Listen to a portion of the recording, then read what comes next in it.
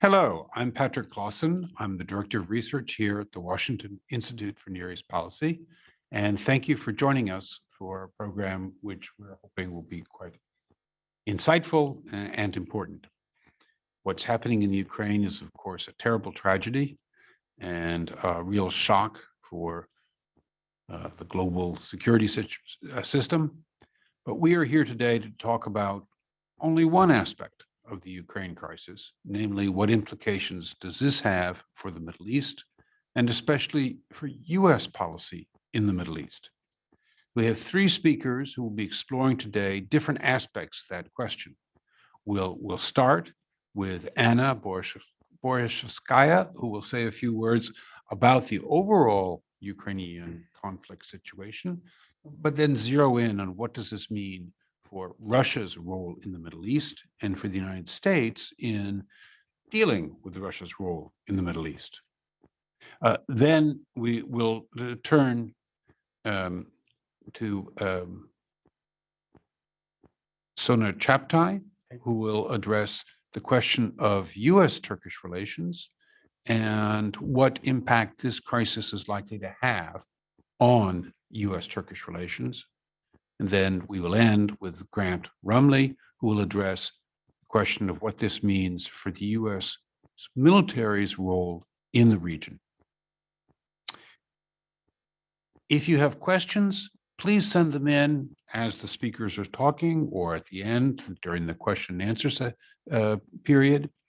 Please type your questions into the Q&A function at the bottom of your screen, or you can email your questions to policyforum@washingtoninstitute.org.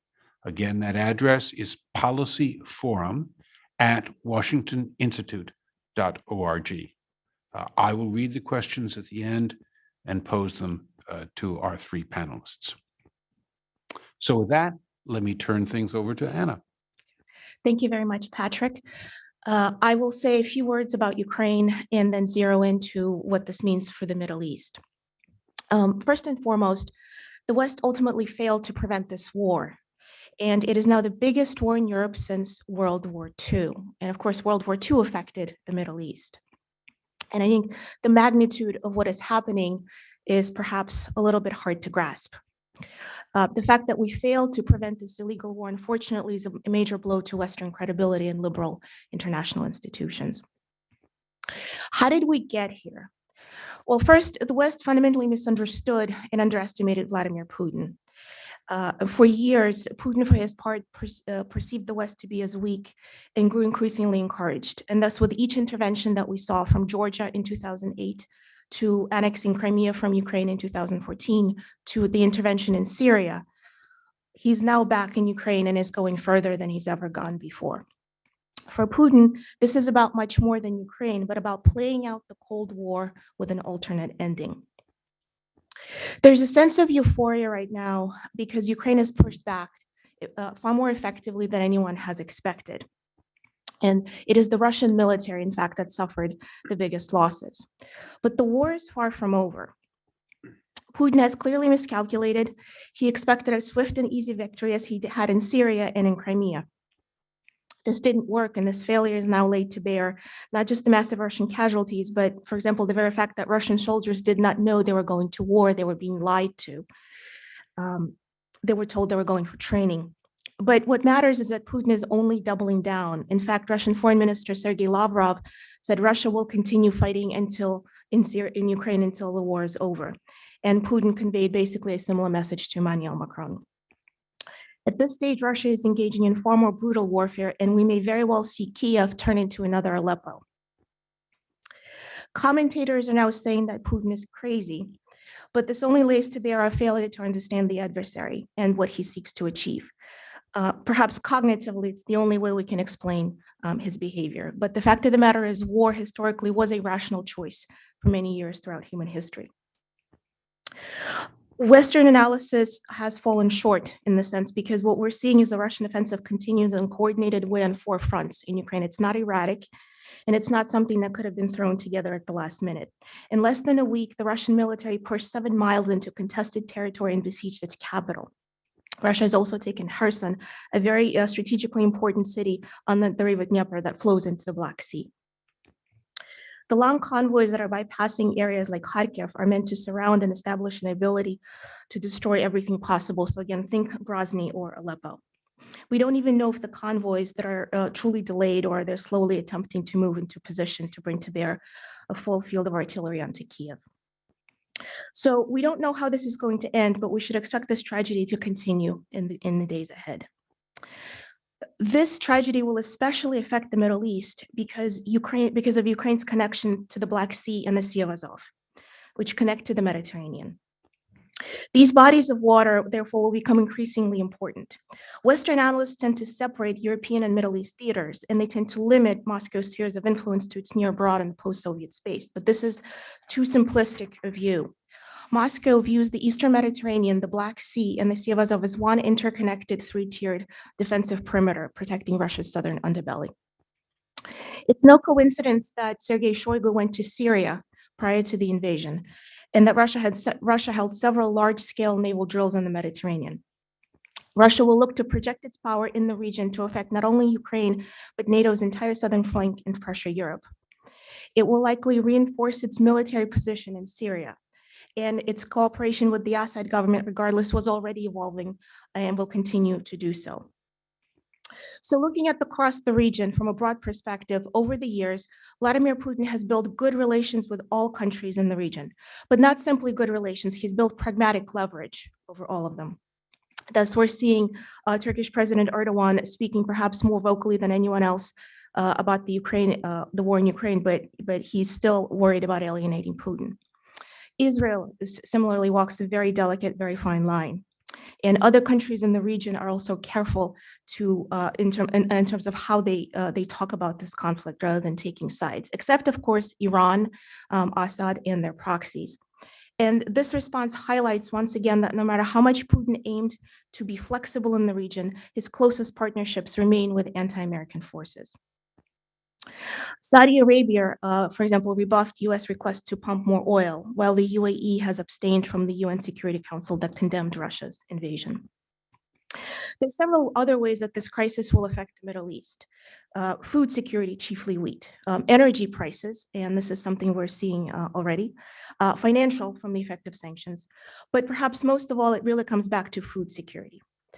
And this will especially matter if Russia captures certain strategic parts of Ukraine. If Moscow succeeds in annexing parts on the Dnieper River, the coastal industrial areas, over time, Russia may eventually gain additional ability to exert economic leverage on the region, because Russia and Ukraine remain world's top exporters of wheat. Russia is the #1, and Ukraine is also in the top tier category. So the entire region is going to feel food shortages. Egypt is one, Israel, perhaps most of all, Lebanon. In Syria, Putin avoided a quagmire. He may very well find himself in a quagmire in Ukraine, but he's also going to use all leverage and the strategic position he has specifically in the Middle East to continue to fight. Right now, there's a lot of emphasis on the long term, and the fact of the matter is long-term Putin has lost Ukraine, but this doesn't mean that in the short term, Ukraine or the entire global stability is not in a precarious position. If Putin loses big, his position in the Middle East will also be threatened, because remember that in Syria, it is his ultimate success in propping up the Assad regime that has gained him, if not a begrudged respect, then at least attention of the region at the expense of the United States. So a lot depends on what the West is going to do in the days and months and weeks ahead. Putin has used a whole of government approach when it came to coercing the West into a dialogue. He really coerced, whereas we only focused on diplomacy. We need to do the same to challenge him, and we need to settle in for the long haul. The way to challenge an adversary is to establish a decisive advantage across multiple theaters, an advantage that they cannot overcome or offset. And we have not yet created those conditions. And in that sense, the Middle East will become an especially important theater in the months ahead. Thank you. Thank you, Anna. Now let's turn to Soner Cagaptay, who will talk to us about what this Ukraine crisis means for U.S. Turkish relations. I'll be happy to, and thank you, Patrick. It's great. I think this is one of first in-house in-person events since we're going to lockdown. I know that we have a lot of people joining us online with the audience, so hopefully we'll get to a full in-person events very soon with the audience here present, but excited to be here. So my job is to explain what's happening in Ukraine is perhaps going to cause a change of tone in U.S.-Turkish relationship, and I think it will. I think there's a strategic opportunity here that Turkish position in Ukraine will introduce daylight between Erdogan and Putin. The two leaders have enjoyed a strong bond ever since Putin reached out to Erdogan in the aftermath of the failed coup attempt in 2016. Since Turkey and Russia have entered into a number of power sharing deals in Syria, Libya, and South Caucasus, tenuous deals, but power sharing deals. Now, Erdogan and Putin have a bond, but Turkey and Russia are not allies. They have differences, and Ukraine and Black Sea issues is one of them. In fact, they disagree on everything regarding the Black Sea security environment. And I think because of that, of course, Turkey's policy is not only publicly condemning Russia, one of the first countries to issue a condemnation, using very strong wording, but actually helping Ukraine, providing drones and military assistance. Ukrainian defense minister just tweeted it a couple of days ago that new Turkish drones had arrived. Ankara is probably not too crazy about these public declarations because Turkey's official policy, I would say, is pro-Kiev neutrality. You know, it suggests that it's neutral publicly, but it's actually helping Kiev. That's because given the Black Sea strategic environment, Turkey will do everything, in my view, to prevent Kiev from falling under Moscow's thumb. What is the Black Sea security environment? It's a limited access sea. It's the only sea in the world that navies can just sail into. Access to it is regulated by 1936 Montreux Treaty. The treaty was designed in interwar era when Britain and France wanted to court Turkey against rising Nazi Germany. So it's very favorable towards Turkey. It makes Turkey the gatekeeper to the Black Sea, and it's an excellent deal. But the treaty also says that only littoral states on the Black Sea can maintain large and permanent navies. Of the littoral states, only Turkey and Russia have large navies. So technically, the Black Sea is a Turkish-Russian condominium. Turkey sees all countries other than Russia as, because Russia is the militarily superior power, naval power-wise, and as nuclear power also. Turkey sees all countries other than Russia on the Black Sea as building blocks with which it can form a large counterweight to the Russian presence, and it will do everything it can to prevent Kiev's falling under Putin. But Turkey also, I think, has to manage its own relationship with Russia. I think Erdogan quite well knows that Putin has levers available to him if he wants to retaliate against Turkish support to Kiev. Putin can, for example, undermine Turkish positions in these areas where Ankara and Moscow have power sharing deals, Syria, South Caucasus, and Libya. He can trigger new refugee flows towards Turkey, starting with Idlib. This is Syria's last rebel-held province, about 3 million civilians. Many of them have been twice ethnically cleansed by Assad, if not more. And so there's no way they're standing in where they are if Putin greenlights an Assad regime attack on Idlib. Further refugees coming to Turkey right now would be problematic for Erdogan. Turkey's public, I think, should be commended for extending a really warm welcome to refugees for about 10 years with little international assistance, about 4 million Syrians in Turkey now. That's nearly a 5% addition to Turkey's population of 84 million people, quite a dramatic demographic impact. But that welcome Turkey's citizens have extended to the refugees is now wearing thin. That is primarily because the economy has been in trouble for the last 3 years. Turkish President Erdogan's base is peeling away. And on top of it, anti-refugee sentiments are rising. I've seen recent polls, Kadir Has University in Istanbul, that next to economy, people consider refugee issue to be the second most severe problem in the country. Even Erdogan would not be able to counter a sudden and overwhelming increase in Turkey's refugee population. So that's a lever available to Putin. He can also put in place economic sanctions, starting with tourism boycott, trade sanctions, that could easily prevent Turkey's rebound this year. All of that is important because Erdogan faces elections in 2023, and he has to restart the economy and deliver strong growth if his base to come back to him. So that, I think, leaves us in an area where there's a potential opening for improvement in ties with Turkey because there's a U.S. angle to President Erdogan's re-election campaign. Turkey is a resource-poor country and it needs financial inflows to grow. And I think Bismarck once famously said, Turkey's east if you come from the west, and west if you come from the east, meaning when investors decide if they're going to put money into Turkey, they don't just look at macroeconomic indicators. They also look at Turkey's vocation. They want to know where it's going. And so if they're worried about Turkey leaving the West, they're not going to put money in there in the long term or short term. And I think Erdogan wants to create a narrative that Turkey has good ties with the US. It's not leaving the West. So he's been trying to reach out to President Biden ever since he got elected. That is Biden. It hasn't really worked out. Afghanistan was an opportunity for strong US Turkish cooperation. Turkey was going to run the airport. Taliban took the airport before that could happen. Ukraine now, I think, is an area of more concrete cooperation. And there's a possibility because Turkey's interests are aligned with those of the US and with NATO. Turkey wants to push back against what Russia is doing and is also not shy about it, still providing assistance to Ukraine. So I think there's an opportunity here for a grand bargain. It would, of course, start with strong US-Turkish cooperation in Ukraine. And there are three other issues we have to look at. One is Turkey's purchase of Russian-made S-400 missile defense system, decision that Erdogan made after Putin reached out to him in the aftermath of the failed coup in 2016. And I think, of course, Washington has put in place sanctions in retaliation for that purchase that is kicking Turkey out of the F-35 project. Grant can tell us more about this. The next piece, of course, is that Turkey wants to buy new generation of F-16s and modernize its existing fleet. While the administration supports this, Turkey will face challenges on the Senate when the decision comes to that. So I can see a grand bargain where diplomats iron out a deal.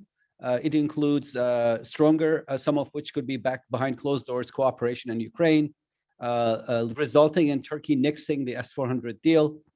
For a long time, Turkey could not do that because the U.S.-Russia relationship was not binary. You know, U.S. had interests with Russia, and the understanding was that at least some people in the administration thought that you could silo areas of conflict and cooperation with the Russians.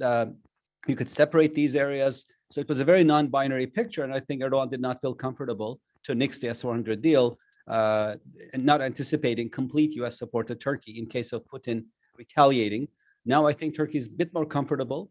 I think the Ukraine crisis has installed in Ankara a sense of realism towards Russia and Russia's ambitions towards Turkey and Black Sea security environment. Turkey will, of course, never accept Russia's annexation of Crimea because of its links to the Tatar community. There are very many drivers here in place that suggest a very strong Turkish support to Ukraine, hidden under this public diplomacy facade of neutrality. And I think that cooperation in Ukraine could be a building block if it makes Erdogan feel comfortable enough to nix the S-400 deal. And of course, the US side would have to promise to take Turkey back into the F-35 project, and also that the White House will do whatever it can to make sure that the F-16 sale goes through the Congress. Now, how do the two presidents see this? Before I finish, I think Erdogan would be quite eager to take this deal. As I said earlier, he's not winning elections unless he delivers strong economic growth for the next year. Strong economic growth in Turkey means double-digit growth. To get to there, I think, notwithstanding Erdogan's efforts in the last decade to change Turkey's identity from a more secular one to an Islamic one domestically, and from a more Middle European one to a Middle Eastern one internationally, there's a fact. Turkey's economy is completely integrated to that of the European Union because of customs union in place, and Turkey is completely integrated with the global markets because of its open economy. So Erdogan knows that for his base to come back to him, he has to deliver growth.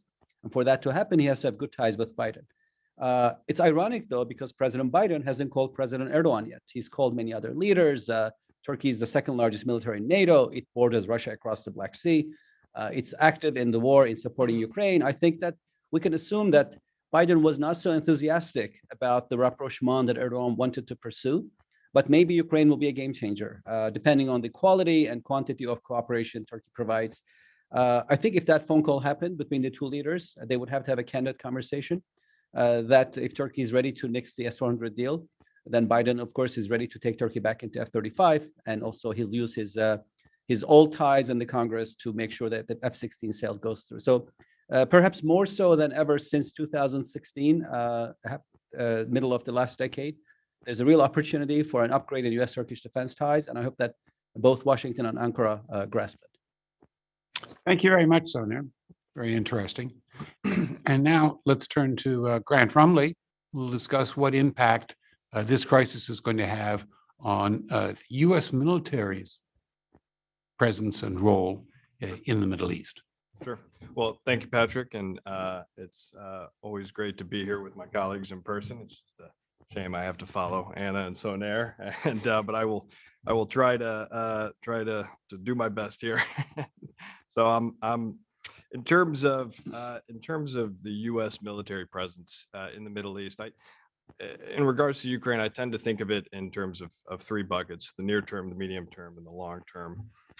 In the near term, I don't see a large impact on our presence in the region because of the Ukraine crisis, the war. CENTCOM has the assets that it needs in theater to conduct its missions. Most of the assets that have been moving and flowing into NATO's eastern flank have come from European Command, from other bases in Europe. The one major exception being the quick reaction force of the 82nd Airborne that came from the U.S. And deployed to Poland. In the medium term, however, I think there are some implications for the U.S. military and our ability to conduct in the Middle East what I would consider partner reassurance operations. Operations where we flow in excess material or capabilities and platforms to provide support to partners. A good example of this is the deployment of the F-22s and the USS Cole to the UAE after the drone and missile strikes there. Another good example is also the 82nd Airborne, which was deployed to Afghanistan in support of evacuation operations. The bandwidth for us to conduct those in the medium term, if they should have to be refocused or repositioned in support of the Ukraine crisis, our appetite and bandwidth may be decreased somewhat in the medium term. In the long term, I think this is probably going to fuel some of the positions within government and certainly outside the government that our forces in the Middle East are perhaps overburdened in the Middle East, that we need a lighter footprint, and that we should be increasing readiness and focusing elsewhere, in particular in Europe and the Indo-Pacific. The Pentagon is close to wrapping up its national defense strategy. It's finished its global posture review. By and large, the conjecture is that this administration will continue the previous administration's focus on great power or strategic competition, that they will call for some repositioning, reallocation of forces in the Middle East, certainly either back home to work on readiness or to other theaters to focus on the great power competition. So I think we could, in the long term, expect to see more of the sort of high profile, high demand, but low density platforms and capabilities flow elsewhere, primarily to Europe or to Indo-PACOM. I'm thinking of some of the more visible assets like carrier strike groups. We have the Harry S. Truman is currently on station in the Mediterranean, and I think we can expect to see less of a willingness to shuffle those forces into CENTCOM and Fifth Fleet, and more of a desire to focus in Europe and the Indo-Pacific. In terms of how our partners view our reaction to the Middle East and what that means for our security relationships, I think Ukraine is probably a bit of a Rorschach test for our partners, depending on their current view of our refocus to great power competition. If you are somewhat critical of the U.S.'s presence in the Middle East, or the sort of proposed drawdown, the narrative of our withdrawal, then you're probably looking at our reaction and responses and being somewhat unconvinced of the merit of it. I think this administration would use our reaction, our response, as a good example of what they call integrated deterrence, which I think means more of a focus on diplomacy, more of a focus on coercive economic actions, and a reticence to apply military force in full. Our response to the Ukraine crisis is primarily reactionary. The sanctions went in place after the invasion. Most of the sanctions went in place after the invasion. A lot of the assets being moved in theater happened after the invasion. So I think our response will sell this to partners in the Middle East as to what they can expect from were a crisis to erupt in the Middle East, what type of response they can expect from the U.S. some partners who, again, may be more critical of our proposed withdrawal or drawdown or whatever you'd like to call it, may be unconvinced in the merit of that argument. But I think right now it's probably too soon to tell. Very good. Thank you very much. Well, once again, if you've got questions, please do type them into the Q&A function at the bottom of your screen, or you can send the questions to policyforum@washingtoninstitute.org. Again, that address, policyforum@washingtoninstitute.org. So let me start some questions about Syria. Syria is an area where U.S. and Russian forces operate in close proximity, and goodness gracious, Russian and Turkish forces have had quite a number of confrontations over the years, and worked out agreements that aren't necessarily being observed that well, especially in Idlib province in northwestern Syria. And so I'd be interested in your thoughts about what's this crisis going to mean for U.S. Russian forces operating in proximity in northeastern Turkey? Are we going to see Russia? You mean northeastern Syria? Northeastern Syria, I'm sorry. My apologies. In northeastern Syria, is this going to lead to a more aggressive stance by the Russians, or are the Russians going to be reticent to turn up the heat on this matter, wanting to show that they can be responsible in other areas, much as they're doing with the Iran nuclear negotiations? And how is the U.S. going to regard it? Is the U.S. going to want to be particularly hyper cautious about any confrontation with the Russians, or is the U.S. going to be prepared to be a little pushy here? And what's going to happen in northwestern Syria between the Turks and the Russians? Are we going to see the Russians become more active and turning on the pressure on Turkey? If Turkey abandons the S-400, could we anticipate that there's going to be a new Turkish-Russian confrontations in northwestern Syria? So for all three of you, what's this mean for the presence of Russian, U.S., and Turkish forces in Syria and the potential for confrontation there? I guess, the way to start answering this question is first, never underestimate Russia's ability and desire to test American forces. And that's something that we've seen over the course of this crisis, frankly, in its own merit, with or without Ukraine. I'm not sure if necessarily in the short term, immediately, we're going to see a major change in Russian behavior. But depending on how this conflict unfolds, it's possible to imagine Russian forces testing more. And we've seen, again, there were episodes of this periodically throughout the Syrian war, where Russians have come dangerously close. They had targeted the SDF, for example, and claiming that they thought it was ISIS, but it was actually the SDF. So I think, again, it's a little bit hard to predict because there's probably multiple pieces at play, but it's absolutely a contested theater, and that's how the Russian state is looking at it, right? It is a confrontation with the United States. I'm sure we're going to keep hearing President Putin and Russian officials talk about that American presence being illegal in Syria, as they have been. I think they're going to keep pushing that narrative. They're going to probably push for a deal between the SDF and the Assad regime, and I think it's very possible to see higher tensions depending on how the conflict unfolds in Ukraine. Yeah, I mean, I would just add real quickly, I completely agree with Anna. I think there's clear deconfliction channels between the U.S. and Russia and Syria. There's a concerted effort to avoid escalation there. There's also broadly, clearly demarked areas within the country where it's clear the U.S. and the SDF operate, and it's clear that Russia's proxies and the regime forces operate. So any escalation or incursion, I think, would be viewed by the U.S. as deliberate and a deliberate probing effort.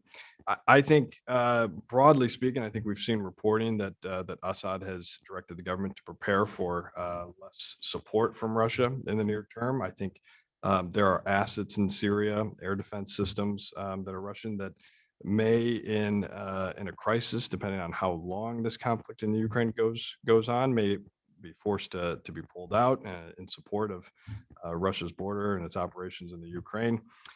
So there's a lot of unknowns. It is underscoring, I think, the bet that Russia made years ago, the strategic importance of Khmeimim and Tartus and their ability to sort of refit and resupply there and in support of broader power projection. So I think from their standpoint, Syria is especially key. And as Anna mentioned, Shoigu visiting right at the start of the conflict kind of underscores that point.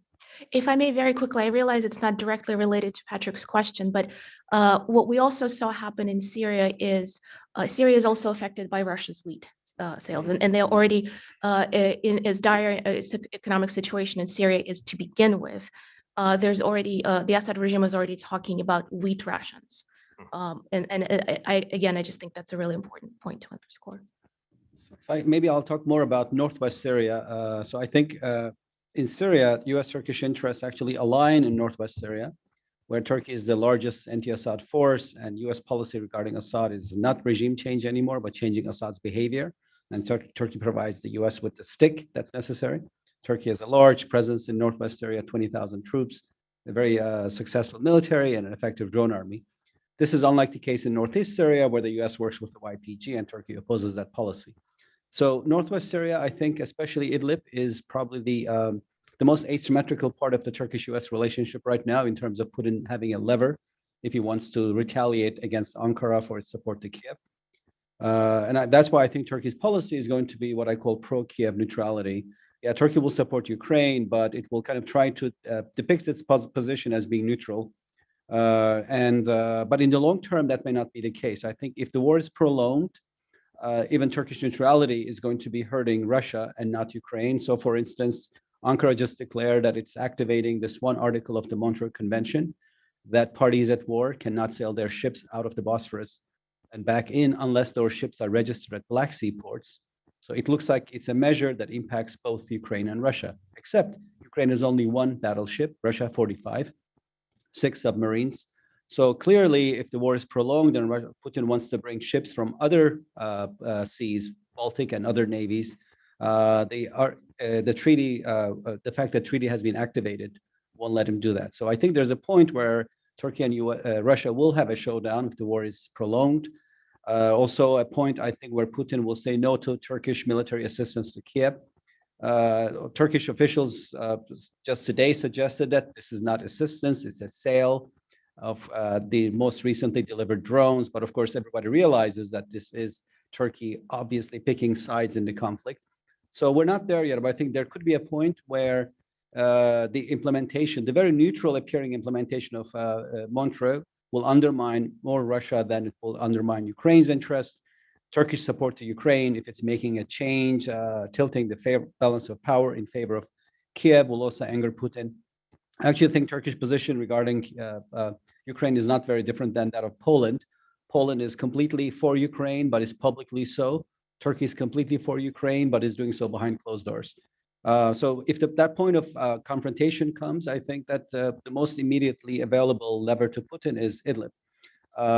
He could also do trade and tourism sanctions, but hard for me to see if Russian middle class will still have the money to travel post-economic sanctions come this summer. So that might already be taken care of with the economic measures put in place. And I think what Putin has to do is really as simple as green-lighting an Assad regime attack on Idlib. Now, I don't think Assad can take Idlib. Turkey has a very powerful military presence there. He's tried in recent past, it didn't work out. But if Assad is coming, the civilians won't stay in place. They will rush towards the Turkish border. We could see a refugee crisis overwhelming Turkey's border, some of these refugees penetrating the border. And as I highlighted earlier, the refugee issue is a rising concern in Turkey. There was until recently what I would call a gentle persons agreement by mainstream parties not to use refugees as a part of domestic political campaigns. That agreement seems to have expired. Large opposition parties now rally around this issue. There have also been very unfortunate and unacceptable cases of violence against refugees. So it looks like the tensions are really high. And so I think that if Putin wanted to create a refugee crisis, presenting Turkey with an outcome of a sudden and overwhelming increase in its refugee population, that could really undermine Turkey's interests. I think what the U.S. should do is provide Turkey with ironclad guarantees that Putin will not be allowed to harass civilians, nor will Assad. I've been told that U.S. officials may have told their Turkish counterparts that Turkish counterparts should report to U.S. counterparts if Putin is harassing Turkish proxies and Turkish troops in Syria. So I think that we could see escalation in Syria, Patrick, if the war is prolonged and Putin realizes that Turkey is supporting Ukraine, is preventing him from taking that country over. Great. Some questions have come in about the muted criticism by some of the U.S.'s friends in the region of Russian actions. What we saw is the UAE, for instance, abstained at the Security Council vote while joining in on the General Assembly vote. And we saw Morocco abstaining in the General Assembly vote.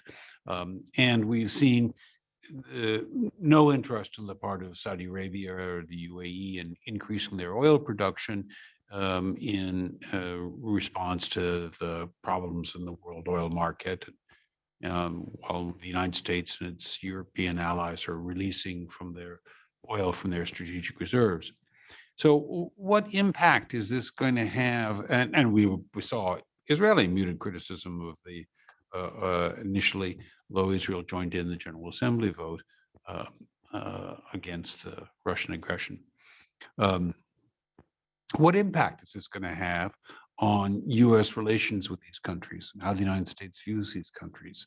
Is the U.S. going to start regarding countries like the UAE, and which has been great host to U.S. forces, as more of a transactional partner and less as an ongoing strategic partner?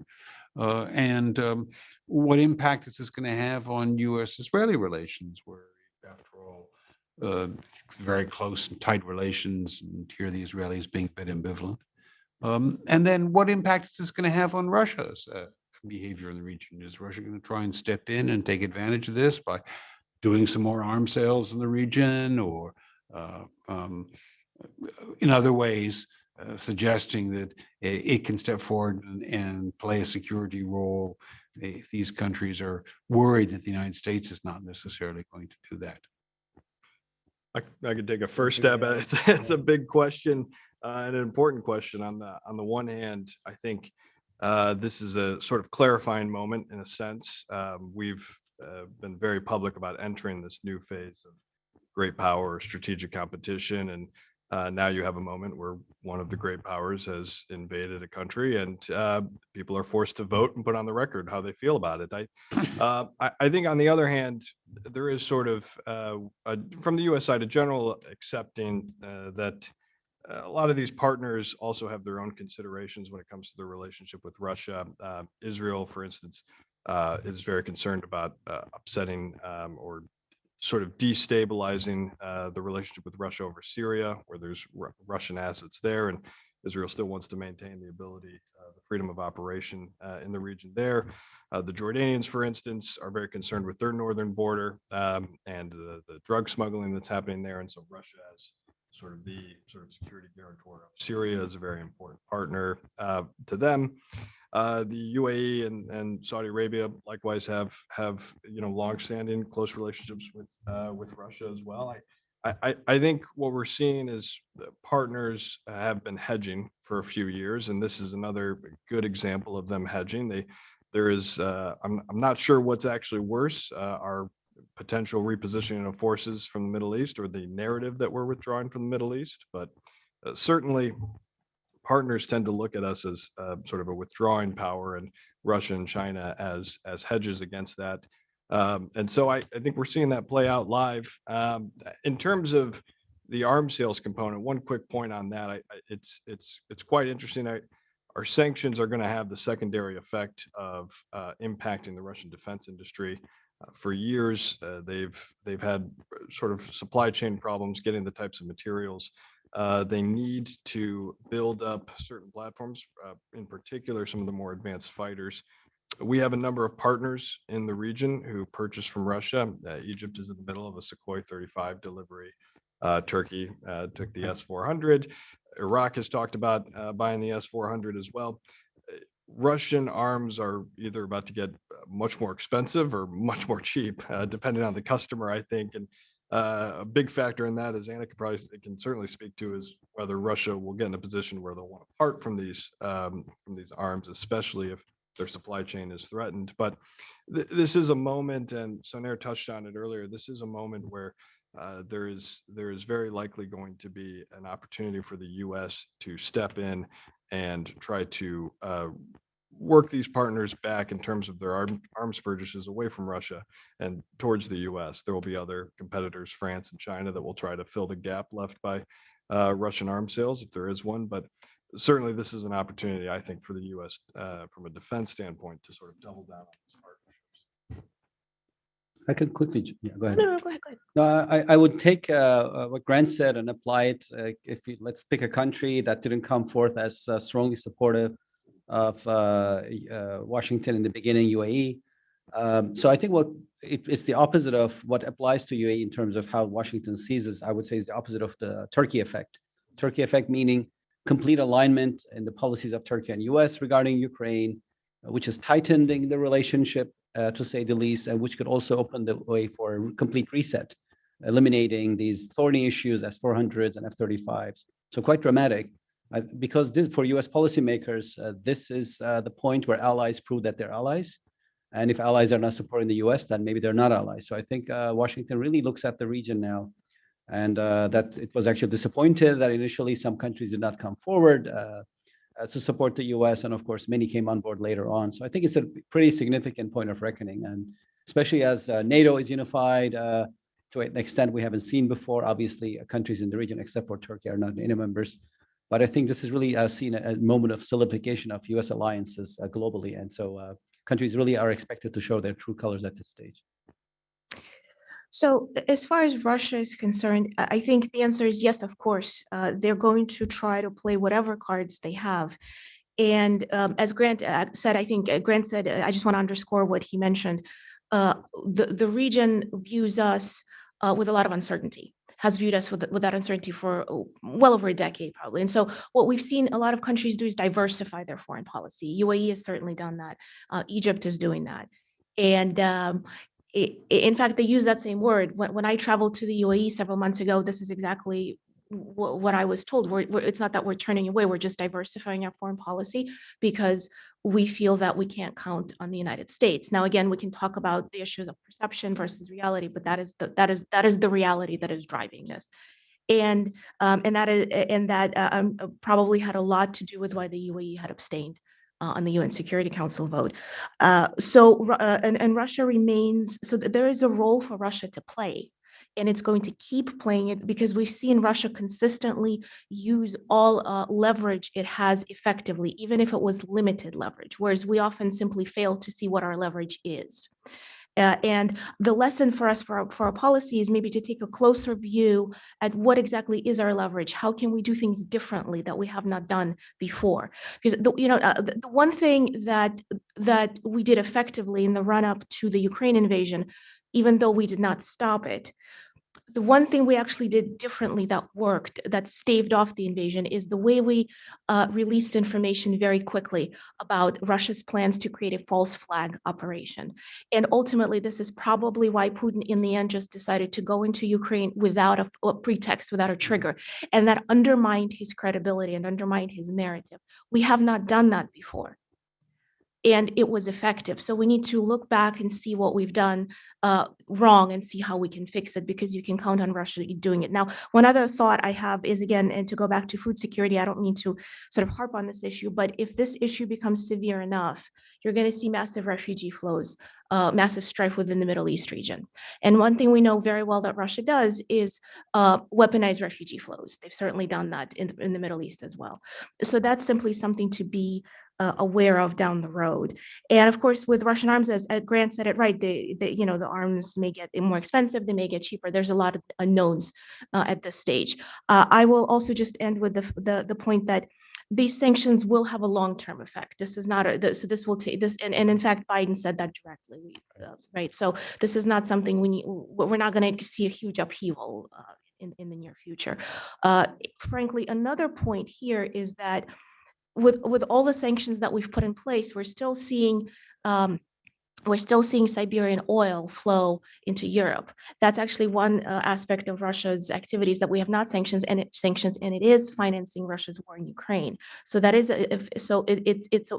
it's something that allows Russia to continue operating. Period, and that matters no matter where it's operating. If I can just quickly add, I think that unless there's an escalation in Idlib, Turkey is unlikely to join the economic sanctions against Russia because it follows this policy of pro-Kiev neutrality. So it wants to create this image that is equally distant to both sides. But even if Ankara is not joining sanctions, it will be hurt by the sanctions because they will cripple Russia's economy. They will undermine, its middle class's ability to travel overseas. Ankara was relying on really strong rebound in tourism this year for economic comeback. Russians were number one arrivals to Turkey before the pandemic. They had just surpassed Germans, traditionally the largest nationality visiting Turkey since the beginning of mass tourism in 1970s. Maybe 10, 15 million Russians were going to come to Turkey this summer, spend $10 million. They probably won't come to Turkey. So I think Turkey will already be impacted by the fallout of the economic sanctions, even if it's not part of the sanctions per se. If I may interject, one of the sideline aspects of the UAE's abstaining on the Security Council resolution is that the UAE has for quite some time been eager to get a Security Council resolution about banning arms sales to the Houthis in Yemen. And Russia was making it clear that they really weren't interested in that. And then suddenly, mysteriously, that Security Council resolution passed as soon as the UAE abstained on the resolution condemning Russia's actions. So I know that we who follow international politics are sometimes advocating those kinds of trade-offs, and we find it many times difficult to arrange. Well, here's an example of somebody who was successful at that. If I may turn to another question, we've been talking about the US's friends and allies in the region, but how about the countries that are hostile to the United States? What lessons out of this experience are going to be drawn by Iran and also by Syria? What are they going to conclude about Russia's role in the region, Russia's ability to help them, the United States' ability to stand up to Russian pressure? And what should we anticipate will be happening in the nuclear negotiations about the Iranian program as Russia's stance could become less helpful? So let me start with Anna, and then if Grant, if you could say a few words. Sure. Well, I mean, first, immediately what we saw was support for Russia's actions, right, from Iran and from the Assad regime, and from the Houthis as well. One of the few groups that recognized the independence of Donetsk and Luhansk. So I think to go back to my earlier comments, Western failure to prevent this war to begin with, no matter how it's turning out right now, it is a big blow to Western credibility. And it is the latest in a whole series of steps that have done that. I mean, most notably is the way in which the United States withdrew from Afghanistan, which certainly Putin did not fail to capitalize on.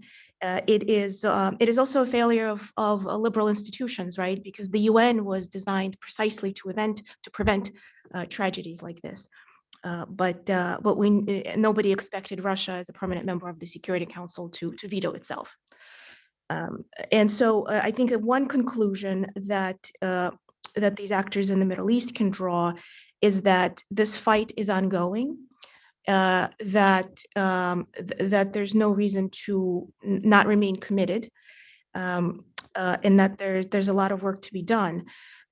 With regard to the Iran nuclear deal, and I've written on the subject before, Russia is in an interesting position here because over the years, Russian officials signaled that they would prefer a non-nuclear Iran, right?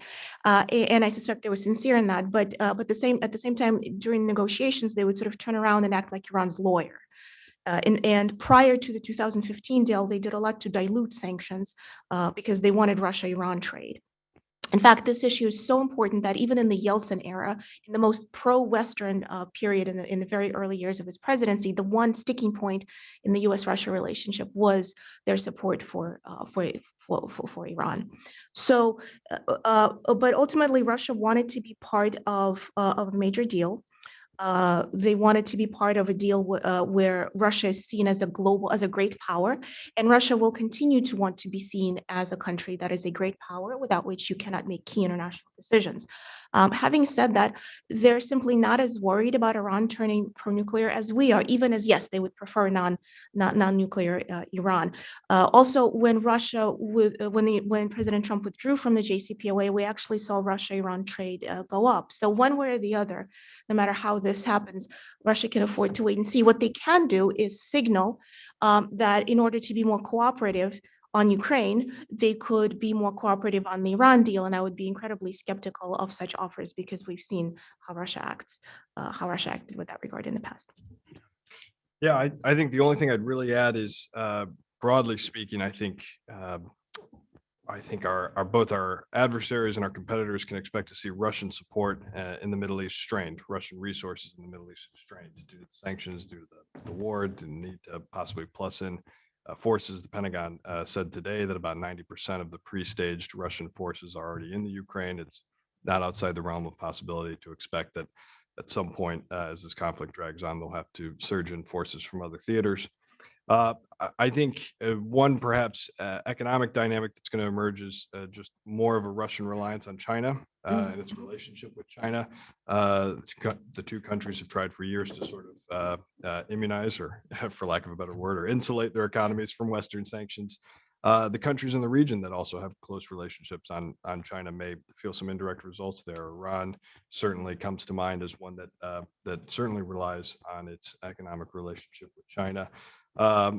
Russia in general China is a big consumer of Russian oil and gas, as Anna mentioned earlier, and Russian scarcity of parts for its weapons and platforms will have to rely on China for procuring some of those. And so we may see a shift in the region from more of an orientation towards Russia to more into the China orbit.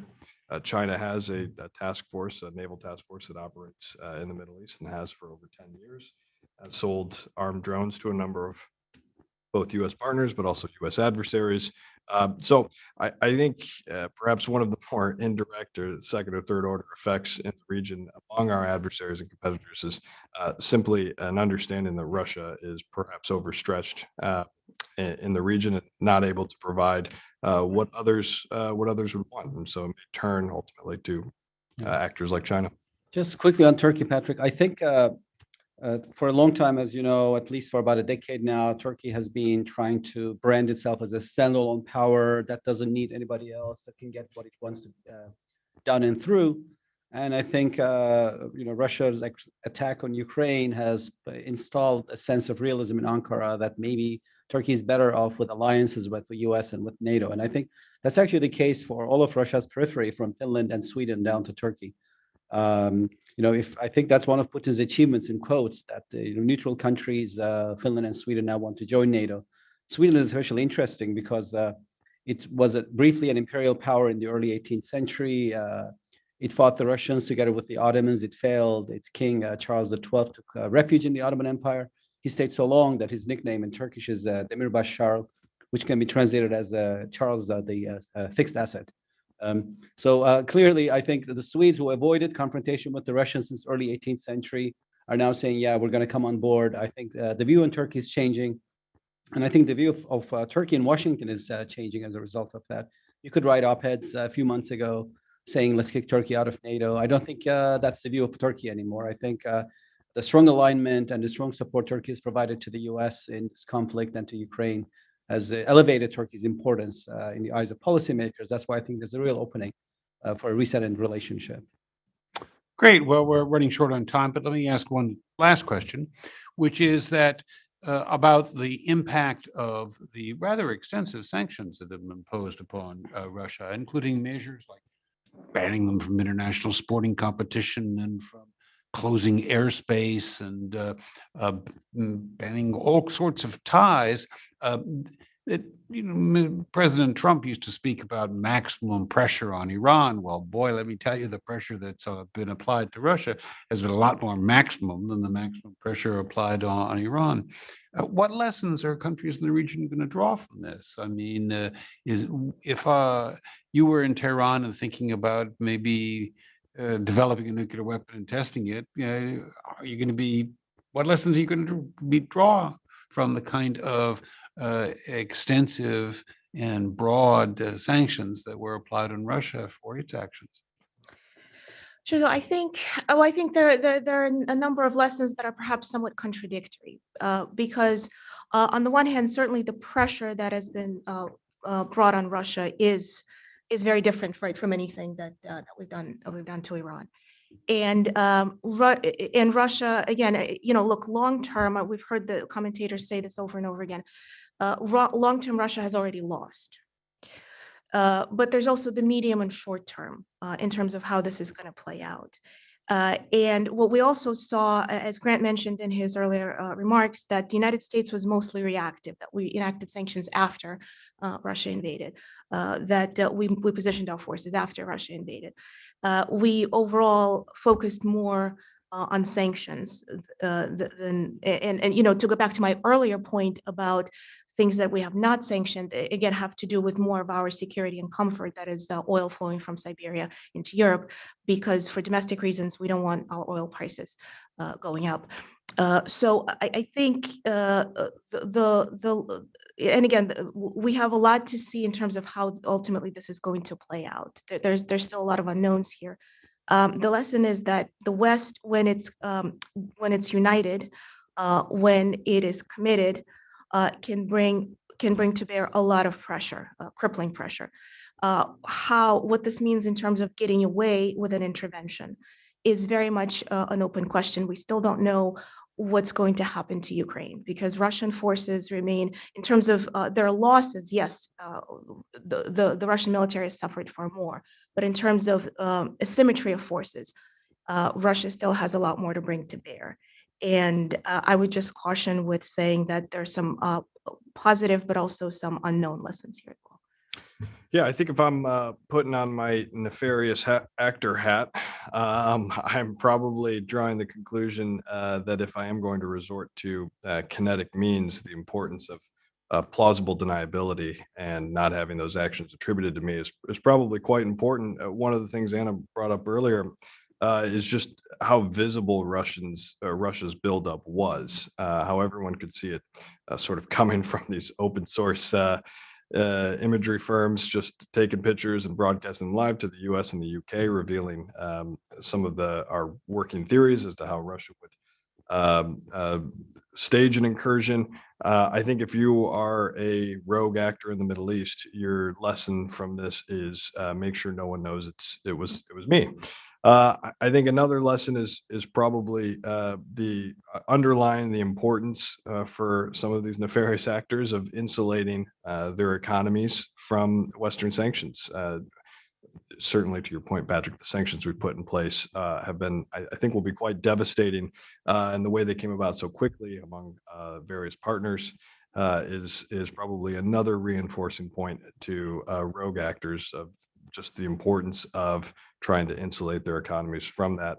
And perhaps one last, and it might be a long throw to third, but perhaps one last sort of takeaway here is just simply the transactional nature of having a relationship with a Russia or a China. That, as you brought out about the UAE and the unsker on Yemen, that's sometimes it's as simple as Russia will put something on the table in exchange for X.